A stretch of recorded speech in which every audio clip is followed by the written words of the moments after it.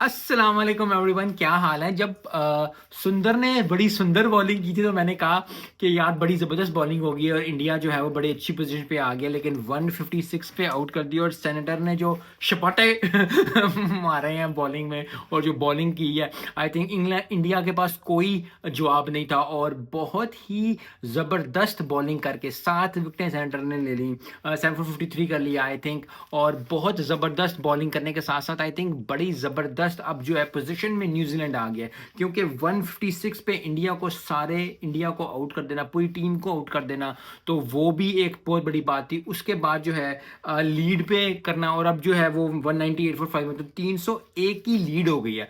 301 की लीड किसी भी टेस्ट मैच में हो जाना, चाहे आप ऑस्ट्रेलिया खेल रहे हो, चाहे आप श्रीलंका खेल रहे हो, चाहे आप साउथ अफ्रीका खेल रहे हो, चाहे आप इंग्लैंड खेल रहे हो, 301 की लीड 301 की लीड होती है। तो 99% चांसेस यही हैं कि जो है पाकिस्तान उधर जीत जाए और इंडिया इधर हार जाए, लेकिन यहाँ इंडिया इधर जीत जाए और पाकिस्तान उधर जीत जाए। तो ये चीज़ें अब जो है, जो टेस्ट होगा वो बैटिंग का टेस्ट होगा, क्योंकि बैटिंग में इंडिया को अच्छा परफॉर्म करना पड़ेगा। क्योंकि अगर ये 350 400 तक की लीड चली जाती है, मुझे तो है कि 350 की लीड तक आउट कर लें आते सार पहले 1 1.5 घंटे में, इंडियन बॉलर्स जो है अच्छी बॉलिंग करके आउट कर लें। लेकिन अगर नहीं कर पाते और 400 की लीड हिट कर जाती है तो फिर बड़ा टफ हो जाएगा इंडिया के लिए, और इंडिया को फिर बैट करना पड़ेगा 1 या 2 दिन। और ये नहीं है कि इंडिया के पास वो बैटिंग नहीं है, लेकिन वैसे ही 400 रन अगर लगे हों तो बंदे को बड़ा प्रेशर आ जाता है, प्लेयर प्लेयर में फर्क होता है। विराट कोहली की एक इनिंग्स बाकी है अभी, जो कि वो इनिंग्स जो कि चाहिए, तो I think stage to set है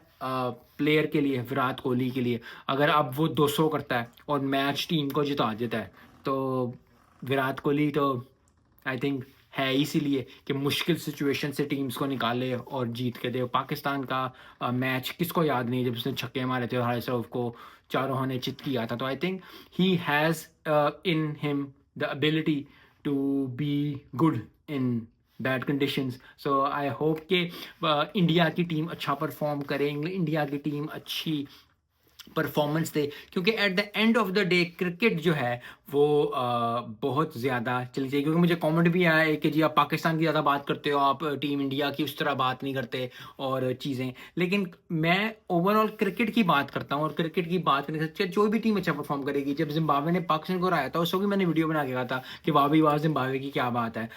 तो क्रिकेट कि यस पाकिस्तान अपनी टीम है, पाकिस्तान दिल है, पाकिस्तान जान है, लेकिन क्रिकेट से अबव कोई भी टीम नहीं है। टीम इंडिया भी क्रिकेट से अबव नहीं है। तो अगर क्रिकेट जो अच्छी टीम खेलेगी उसकी बात होगी, जो अच्छा परफॉर्म करेगी उसकी बात होगी, जो अच्छा खेल खेलेगी, जो सेशन बाय सेशन अच्छा परफॉर्म करेगी उस प्लेयर की बात होगी। सो आई होप कि दोनों मैचेस अभी बिल्कुल ही थोड़ा सा इंडिया का टिल्ट है न्यूजीलैंड की तरफ, लेकिन अगर ये 1 घंटे 1.5 में विकेट ले लेते हैं और 350 पे इंडिया को आउट कर लेते हैं तो 350 करना इंडिया में एक दिन में हो जाता है। अगर विराट कोहली और रोहित शर्मा ठान लें और कमर बांध लें कि स्कोर करना है और 350 करना है। जिम्बाब्वे ने भी किया 350 T20 के अंदर, तो T20 बनाएं, टेस्ट करें और जीतें और फिर बड़ा मज़ा करें।